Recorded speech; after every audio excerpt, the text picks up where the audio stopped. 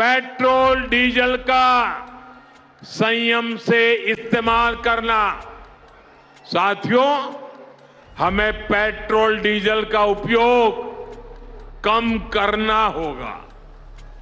Electric vehicle है, वो भी कोशिश करें कि इलेक्ट्रिक व्हीकल का ज्यादा से ज्यादा उपयोग करें।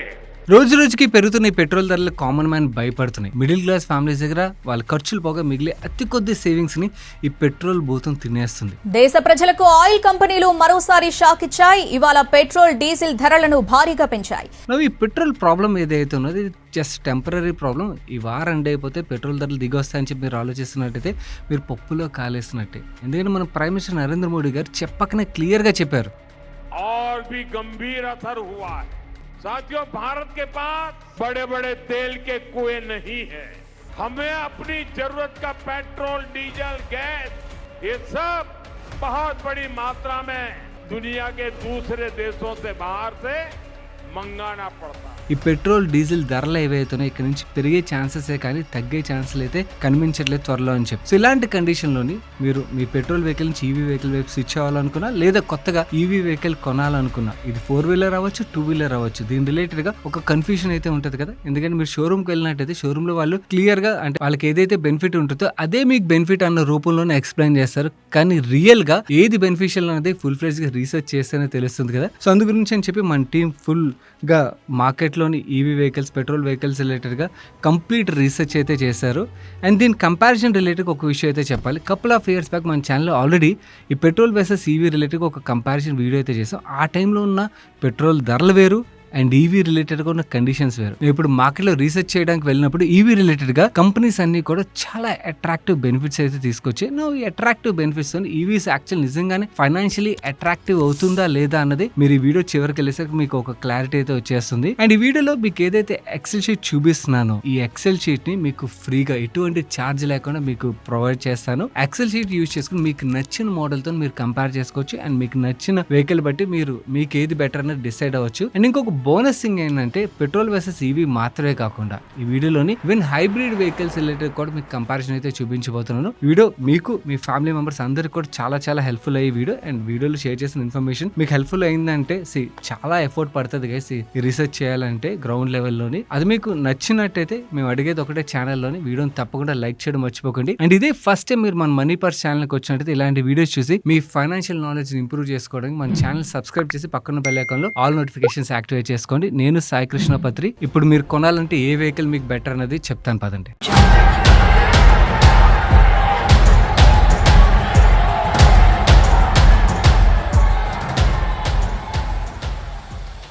Money Purse, your trusted investment partner. Straight away మనం క్యాలిక్యులేషన్లోకి వెళ్ళిపోతాం. ముందుగా నేను మీకు 4-వీలర్ కంపారిజన్ చూపిస్తాను, దాని తర్వాత 2-వీలర్ కంపారిజన్ చూపిస్తాను. అండ్ ఇంకొక ఇంపార్టెంట్ విషయం చెప్పాలి. మీరు ఒకవేళ ఈవీ వెహికల్ కొనాలనుకున్నట్టయితే మేము గుచ్చి అడిగితే తప్పించి ఓకే ఈ ఇంపార్టెంట్ క్రిటికల్ ఇన్ఫర్మేషన్ నేను మీకు ఇప్పుడు ఏదైతే షేర్ చేస్తున్నానో ఇవి షేర్ చేయట్లేదు. సో మీరు ఏదైతే వెహికల్ కొనాలనుకుంటారో మీరు ఈ క్వశ్చన్స్ అన్నీ కూడా అడగాలి. నేను ఇప్పుడు ఎక్స్ప్లెయిన్ చేశాను. లేదంటే రేపు ఉదయం అంటే వాటి రిలేటెడ్గా రేట్స్ కొంచెం ఎక్స్పెన్సివ్ ఉన్నాయనుకోండి, ఇబ్బంది పడే ఆస్కారం అయితే ఉన్నది. ఇప్పుడు ఈ 4-వీలర్ విషయంకి వచ్చేసరికి మేము కంపారిజన్ కోసం చెప్పి పెట్రోల్ వేరియంట్ కింద టియాగో క్రియేటివ్ ప్లస్ ఏఎంటీ అనే మోడల్ ఏదైతే ఉన్నదో ఆ మోడల్ తీసుకున్నాం. ఎలక్ట్రిక్ వెహికల్ కింద టియాగో ఈవీ క్రియేటివ్ +24 మోడల్ ఏదైతే ఉన్నో దాన్ని తీసుకున్నాం. Two worlds collide. Proven petrol performance against the electric future. Which drive will you choose?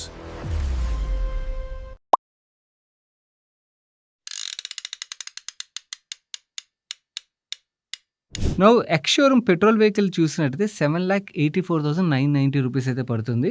EV వెహికల్ది expensive ఉన్నది, 9,99,000 రూపీస్ అయితే ఉన్నది.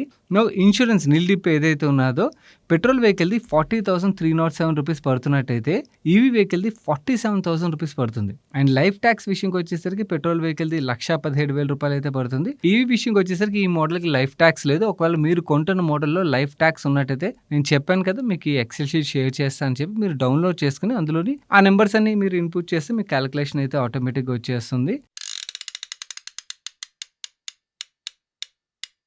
అండ్ మిగిలిన అదర్ యాక్సెసరీస్ రిలేటెడ్ అదర్ ఎక్స్పెన్స్లు ఏవైతే ఉన్నాయి పెట్రోల్ వెహికల్ది వీళ్ళు 17,000 రూపీస్ అయితే ఛార్జ్ చేస్తున్నారు. ఈవీ వెహికల్కి 24,000 రూపీస్ అయితే ఛార్జ్ చేస్తున్నారు. సో ఓవరాల్గా మనకి పెట్రోల్ వెహికల్ ఒక కాస్ట్ 9,59,331 రూపీస్ పడుతుంది. ఈవీది 10,70,000 రూపీస్ పడుతుంది. అంటే పెట్రోల్ వెహికల్ కన్నా కూడా ఈవీ వెహికల్ ఒక కాస్ట్ మనకి 1,10,000 రూపాయల పైన ఎక్కువ పడుతుంది.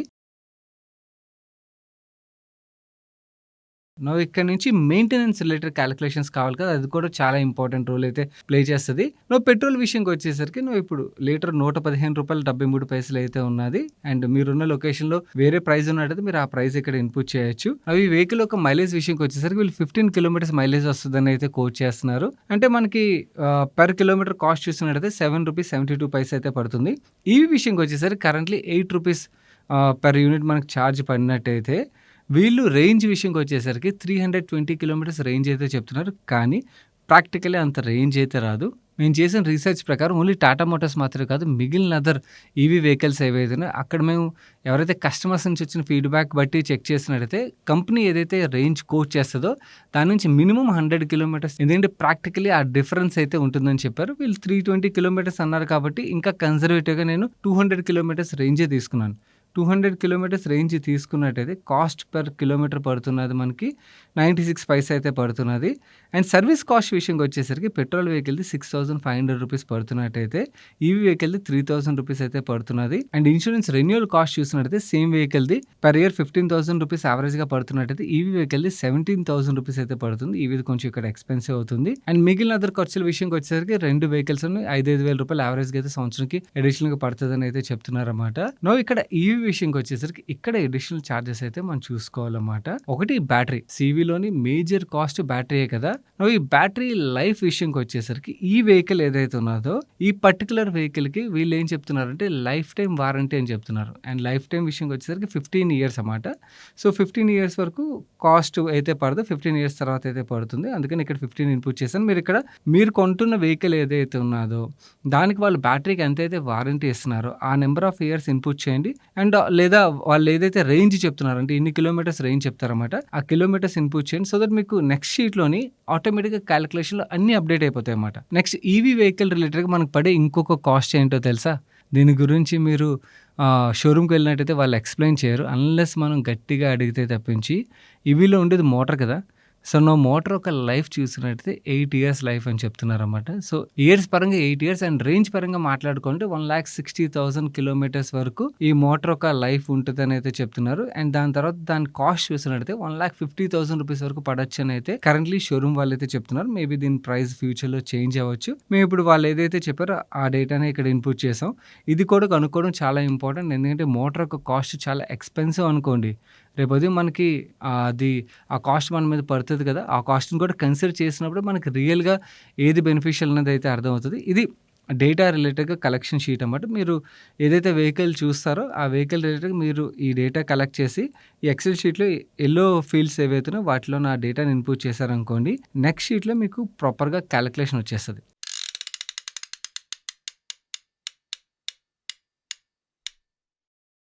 ఈ క్యాలిక్యులేషన్ బట్టి చూసినట్టయితే మనకి పెట్రోల్ వెహికల్ది 1,11,513 రూపీస్ అయితే కాస్ట్ తక్కువగా పడుతుంది కదా. మీకు చాలా మంది అడుగుతారు, నాకు 1,11,000 రూపాయలు ఏదైతే మిగులుతుందో ఇది నా సేవింగ్స్ కదా భయ్యా, సో నేను ఈవీ వెహికల్ కొనే బదులు పెట్రోల్ వెహికల్ కొన్నాను అనుకోండి, నేను ఈ డబ్బులు ఏవైతే ఉన్నాయో వేరే చోట ఇన్వెస్ట్ చేస్తాను, ఇన్వెస్ట్ చేసినట్టయితే ఆ డబ్బులు ఒక వాల్యూ కూడా పెరుగుతుంది కదా అని అడుగుతారు. ఆ క్యాలిక్యులేషన్ కూడా నేను మీకు చూపిస్తాను. Next important part running cost విషయంకి వచ్చేసరికి వెహికల్ని ఎన్ని సంవత్సరాలు మనం వాడతాం అన్నది ఇక్కడ మెన్షన్ చేయాల్సి ఉంటుంది. నేను ఇక్కడ 15 అని మెన్షన్ చేశాను. ఆ టీంలో చాలా మంది కాంట్రాక్ట్ చేశారు, 15 ఎవరు వాడతారు సార్ వెహికల్ 4-5 ఇయర్స్కి చేంజ్ చేసేస్తారు అని చెప్పి. బట్ నాలాంటి వాళ్ళు కూడా ఉంటారు, 15 సంవత్సరాలు వాడే వాళ్ళు ఉంటారు. కాబట్టి మీరు ఒకవేళ 4-5 ఇయర్స్కి చేంజ్ చేస్తున్నట్టయితే అక్కడ 4-5 ఇయర్స్ ఇన్పుట్ చేయండి, దాన్ని బట్టి మీకు ఆ క్యాలిక్యులేషన్ అయితే చూపించేస్తుంది. అండ్ యావరేజ్గా పర్ డే 50 కిలోమీటర్లు తిరుగుతున్నట్టయితే ఓకే ఆ క్యాలిక్యులేషన్ చూపిస్తాను. 10 కిలోమీటర్లు తిరిగే క్యాలిక్యులేషన్ కూడా చూపిస్తాను. ఫస్ట్ యావరేజ్గా పర్ డే 50 కిలోమీటర్స్ తిరుగుతున్నట్టయితే మనకి సంవత్సరానికి 18,250 కిలోమీటర్లు అయితే మనం తిరుగుతాం.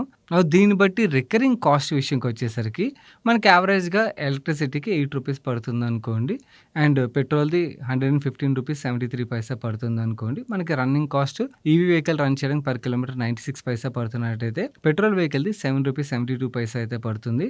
అండ్ సర్వీసింగ్ కాస్ట్ ఏదైతే ఉన్నదో EV vehicle 3,000 rupees, petrol vehicle 6,500 rupees, insurance cost ఇవన్నీ కూడా మనం ఇక్కడ ఇన్పుట్ చేసినట్టయితే ఈ వెహికల్ రన్ చేయడానికి మనకి ఇన్సూరెన్స్, సర్వీస్ అండ్ మీరు ఏదైతే ఎలక్ట్రిసిటీ రిలేటెడ్‌గా స్పెండ్ చేస్తారో సంవత్సరానికి ఇవన్నీ కలిపినట్టయితే రూ. 37,520 పడుతున్నట్టయితే పెట్రోల్ వెహికల్ మనం సేమ్ వేలో యూజ్ చేస్తాం. అంటే సిమిలర్ కిలోమీటర్స్ తిప్పినట్టయితే మనకు ఆ పెట్రోల్, ఇన్సూరెన్స్ ఇవన్నీ కలిపినట్టయితే సంవత్సరానికి రూ. 1,62,304 అయితే కాస్ట్ పడుతుంది. సో రన్నింగ్ కాస్ట్ ద్వారా మనం ఈ వెహికల్ వాడుతున్నట్టయితే సంవత్సరానికి రూ. 1,24,784 అయితే సేవ్ చేసుకోగలుగుతాం. సేమ్ థింగ్ 15 ఇయర్స్‌కి క్యాలిక్యులేషన్ చూసినట్టయితే ఈ వెహికల్ రన్ చేయడానికి 15 ఇయర్స్‌కి మనకి 16,33,644 రూపీస్ పడుతున్నట్టయితే పెట్రోల్ వెహికల్ మనం రన్ చేయడానికి మనకి కాస్ట్ 33,93,903 రూపీస్ అయితే పడుతుంది. ఇక్కడ ఇంత కాస్ట్ డిఫరెన్స్ ఉన్నది కాబట్టి స్ట్రైట్ అవే ఈవీ బెటర్ అని చెప్పి చాలామంది జంప్ కొట్టేస్తారు. ఎస్ కరెక్టే. కాకపోతే మనం ఏదైతే పెట్రోల్ వర్సెస్ ఈవీ రిలేటెడ్గా ఫస్ట్ ఇనిషియల్గా సేవ్ చేసిన డబ్బులు ఉంటాయిగా, ఓకే, దాన్ని ఎక్కడో చోట ఇన్వెస్ట్ చేసినట్టయితే దాని ఒక వాల్యూ కూడా పెరుగుతుంది. అదంతా పెరుగుతుంది. మోటార్ రిలేటెడ్ కాస్ట్లు ఇవన్నీ కూడా చూడడం చాలా ఇంపార్టెంట్ కదా. ఆ పార్ట్కి వద్దాం. లెట్స్ సే ఆ 1,11,513 15 సంవత్సరాల పాటు ఇన్వెస్ట్ చేసి ఒక 12% యావరేజ్గా రిటర్న్ ఇచ్చి ఇండెక్స్ ఫండ్లో ఇన్వెస్ట్ చేశారనుకోండి. మీరు ఒకవేళ ఎఫ్డీలో ఇన్వెస్ట్ చేసేటట్టయితే ఇక్కడ ఎఫ్డీ రేట్ అయితే ఇన్పుట్ చేసుకోండి, మీ ఇష్టం. మీరు ఎక్కడైనా ఇన్వెస్ట్ చేయండి. నేను అక్కడ ఇన్వెస్ట్మెంట్ రిలేటెడ్ ప్రొడక్ట్ గురించి మాట్లాడలేదు. నేను ఇక్కడ క్యాలిక్యులేషన్ కోసం మ్యూచువల్ ఫండ్ రిటర్న్ అయితే యావరేజ్గా తీసుకున్నాను. ఇన్ దట్ కేసు ఈ రూ. 1,10,000 ఒక వాల్యూ ₹6,10,000 అయితే అవుతుంది 15 సంవత్సరాల తర్వాత. అండ్ మనకి ఈవీ రిలేటెడ్గా ఎవ్రీ ఇయర్ రన్నింగ్ రిలేటెడ్గా సేవింగ్ అవుతుంది కదా పెట్రోల్తో కంపేర్ చేసినట్టయితే. అది ఎంత 1,24,785 రూపీస్ అయితే మనం సేవ్ చేస్తున్నాం. ఇది ఎవ్రీ ఇయర్ సేవింగ్ కదా. ఓకే, ఇది కూడా సిమిలర్లీ ఆ 12% రిటర్న్ ఇచ్చే ప్రోడక్ట్లో ఇన్వెస్ట్ చేసినట్టయితే దీని వాల్యూ 40 లక్షల రూపాయలు అయితే అవుతుంది. Here comes the major cost. ఈ వెహికల్ యొక్క మోటార్ ఏదైతే ఉన్నదో 8 ఇయర్స్ తర్వాత ఆ మోటార్ కాస్ట్ అయితే మనకు పడుతుంది కదా. ఇక్కడ వీళ్ళు బ్యాటరీకి లైఫ్ టైం ఇస్తున్నారు కాబట్టి మనకి బ్యాటరీ కాస్ట్ పడట్లేదు. వేరే వెహికల్లో బ్యాటరీది దానికి కూడా లైఫ్ ఇస్తారన్నమాట.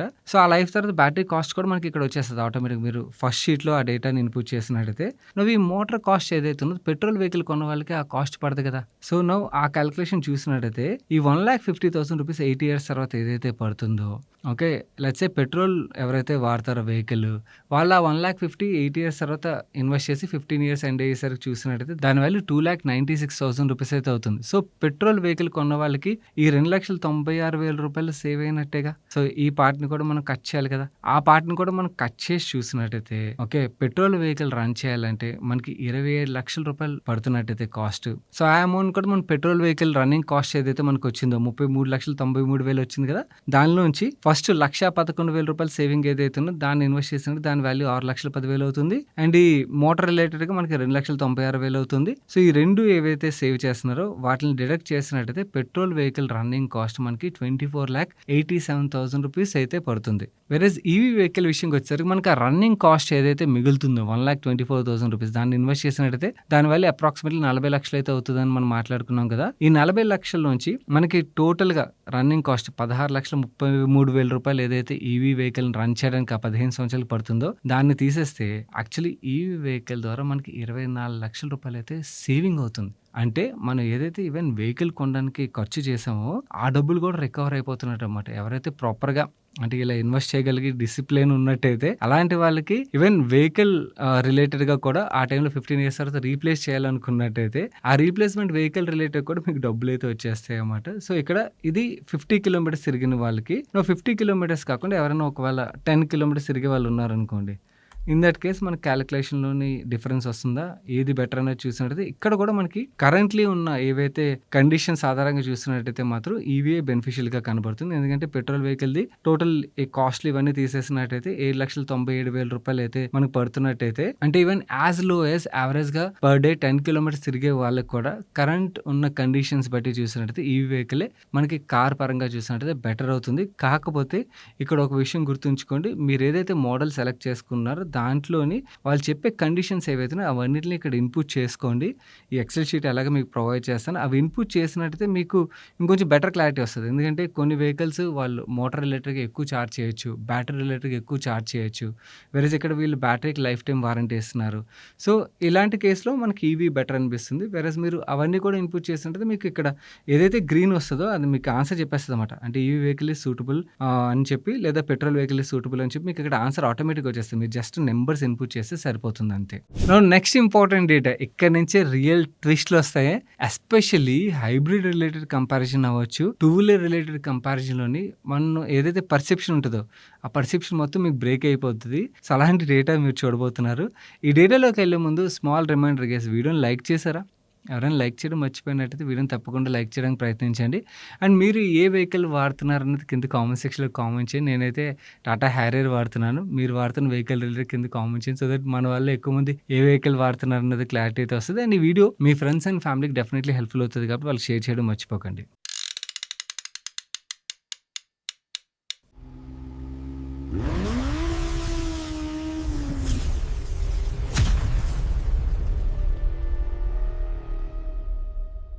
టూ వీలర్ కంపారిజన్ విషయంకి వచ్చేసరికి మీకు ఇందాక డేటా కలెక్షన్ షీట్ చూపించాను కదా, ఎలా డేటా ఇన్పుట్ చేయాలి. సేమ్ మీరు ఇక్కడ ఏదైతే పెట్రోల్ వెహికల్ అనుకున్నారో ఆ పెట్రోల్ వెహికల్ యొక్క డేటా మొత్తం ఇన్పుట్ చేయండి. ఈవీ వెహికల్ ఏదైతే అనుకున్నారో దాని రిలేటెడ్గా డేటాని ఇన్పుట్ చేయండి. ఎవరైనా కూడా యావరేజ్గా పర్ డే 30 కిలోమీటర్స్ తిరుగుతున్నారు అనుకోండి, ఇన్ దట్ కేస్ మనకి ఈవీఏ హ్యాండ్స్ ఆన్ బెనిఫిషియల్గా అయితే కనబడుతుంది. నేను 10 కిలోమీటర్స్ వేస్తున్నాను. ఓకే, 10 కిలోమీటర్స్ యావరేజ్గా తిరిగేటట్టు అయితే మాత్రం పెట్రోల్ వెహికల్ బెటర్గా అయితే ఉన్నది. సో ఎవరైతే తక్కువ తిరుగుతారో, అంటే జస్ట్ నేను వెహికల్ కొంటున్నాను, నాకు అవసరమైనప్పుడు తీస్తాను, వీకెండ్స్లో తీస్తాను అని ఆలోచిస్తారో వాళ్ళకైతే పెట్రోల్ వెహికల్ బెటర్గా అయితే అనిపిస్తుంది. బట్ ఎవరైతే ఒక 20 కిలోమీటర్స్ 30 కిలోమీటర్స్ పర్ డే తిరిగే వాళ్ళు ఉంటారో, అంటే మీరు జాబ్ రిలేటెడ్ ఇంటి నుంచి ఆఫీస్కి డిస్టెన్స్ ఉన్నది అండ్ మీరు సేల్స్లో వర్క్ చేసే వాళ్ళు ఉన్నట్టయితే మాత్రం క్లియర్లీ హ్యాండ్స్ ఆన్ ఇక్కడైతే ఈవీఏ బెటర్గా అయితే కనబడుతుంది. బట్ స్టిల్ మీకు ఎలాగే ఈ షీట్ షేర్ చేస్తాను కాబట్టి మీరు ఒకసారి మీరు ఏదైతే మీరు తిరిగే యావరేజ్ కిలోమీటర్స్ అవన్నీ ఉంటాయి అండ్ మీరు కొనాలనుకున్న వెహికల్స్ రిలేటెడ్గా కూడా ఇన్ఫర్మేషన్ ఇక్కడ ఇన్పుట్ చేయండి. మీకు ఆటోమేటిక్గా కింద ఆన్సర్ అయితే వచ్చేస్తుంది ఏ వెహికల్ మీకు సూట్ అవుతుంది అన్నది. ఇక్కడ 10 కిలోమీటర్స్ తిరిగే వాళ్ళకైతే మాత్రం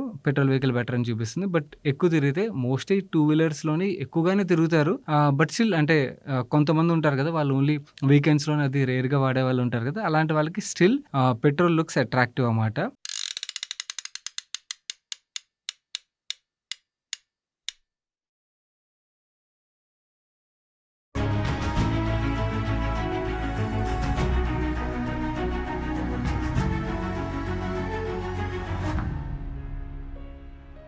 కమింగ్ బ్యాక్ టు 4 వీలర్స్ విషయంకి వచ్చేసరికి ఈవీ వర్సెస్ పెట్రోల్లోని మనకు ఆ కంపారిజన్ తెలిసిపోయింది కదా.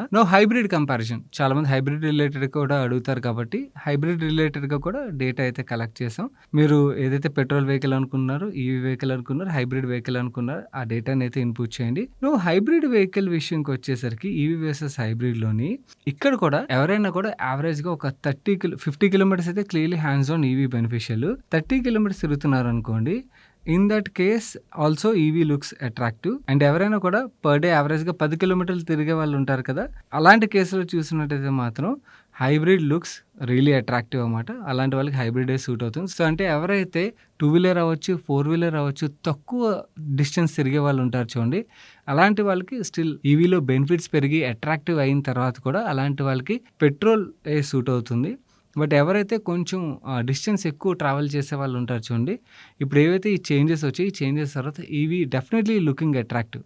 మనం ప్రీవియస్గా చేసిన వీడియో ఏదైతే ఉందో ఆ టైంకి ఒక 20-30 కిలోమీటర్స్ తిరిగే వాళ్ళకి కూడా మనకి పెట్రోలే అట్రాక్టివ్గా అనిపించేది. ఎందుకంటే బ్యాటరీ కాస్ట్ ఏదైతే ఉన్నదో లైఫ్ టైం వారంటీలు ఉండేవి కదా, ఆ టైంలో బ్యాటరీ రిలేటెడ్గా ఛార్జెస్ చేసేవారు. సో ఆ మోడల్స్ కొన్న వాళ్ళకి బ్యాటరీ రిలేటెడ్గా వాళ్ళకి 6 ఇయర్స్ తర్వాత 7 ఇయర్స్ తర్వాత వాళ్ళకి ఆ బ్యాటరీ రిలేటెడ్ కాస్ట్ పడేది. దట్ ఈస్ మేజర్ కాస్ట్ అనమాట. ఆ కాస్ట్ పెట్టి చూసినట్టయితే మాత్రం పెట్రోల్ వాజ్ రియలీ అట్రాక్టివ్ ఆ టైంకి. బట్ ఇప్పుడు ఏంటంటే ఈవీ రిలేటెడ్గా బ్యాటరీకి లైఫ్ టైం వారంటీ ఇస్తున్నారు కాబట్టి, సో ఎవరైతే కొంచెం లాంగ్ డిస్టెన్స్ తిరిగే వాళ్ళు ఉంటారో వాళ్ళకైతే మాత్రం definitely EV looks really attractive. So ఇది guys EV versus petrol and hybrid related comparison అయితే మీకు ఒక క్లారిటీ వచ్చిందని అయితే అనుకున్నాను. ఎక్సెల్ షీట్ ఏదైతే ఉన్నదో మన టెలిగ్రామ్ ఛానల్లో షేర్ చేస్తాను. మీరు మనీ పర్సన్ సర్చ్ కొట్టారనుకోండి టెలిగ్రామ్లోని, మీకు excel sheet EV versus petrol versus hybrid అని చెప్పి అయితే దొరుకుతుంది. ఒకవేళ అంటే మీరు ఈ వీడియోని ఒక 6 months తర్వాత 1 year తర్వాత చూసినా కూడా మీరు ఫైల్ సెక్షన్లోకి వెళ్ళినట్టయితే అక్కడికి వెళ్ళి ఈ ఎక్సెల్ షీట్ని అయితే డౌన్లోడ్ చేసుకోవచ్చు. అండ్ ఈ video definitely me friends and ఫ్యామిలీకి హెల్ప్ఫుల్ అవుతుంది కాబట్టి వాళ్ళకి షేర్ చేయడం అయితే మర్చిపోకండి. ఇప్పుడు వీడియోని లైక్ చేయనట్టయితే వీడియోని లైక్ చేస్తూ ఛానల్కి అయితే ఫస్ట్ టైం వచ్చినట్టయితే ఇలాంటి వీడియో చేసి మీ ఫైనాన్షియల్ నాలెడ్జ్ని ఇంప్రూవ్ చేసుకోవడానికి మన మనీ పర్స్ ఛానల్ సబ్స్క్రైబ్ చేసి పక్కన బెల్ ఐకాన్లో ఆల్ నోటిఫికేషన్స్ యాక్టివేట్ చేసుకోండి. నేను సాయి కృష్ణ పత్రి మరొక మంచి వీడియోతో మీ ముందుకు వస్తాను. Till then bye bye, take care.